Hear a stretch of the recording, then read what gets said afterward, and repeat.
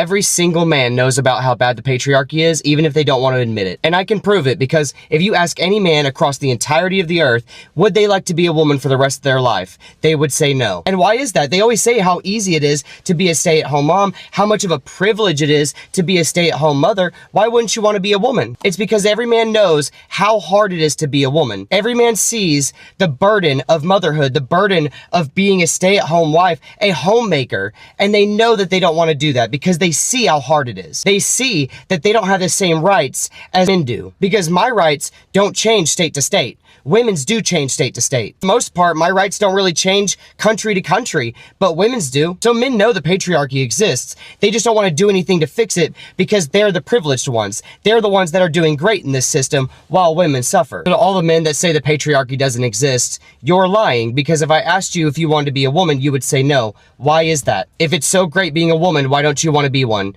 It's because you know that they suffer and toil because of the patriarchy. And no country will ever be great until it gives women full equality. And what's crazy is you can literally see when a country gives women equal rights, that country does better. Year over year, they're happier, they're wealthier. The well-being of the entirety of the country goes up when you give women rights. You cannot say you care about equality if women are not equal to men. Thank you all so much for watching, and I appreciate your face.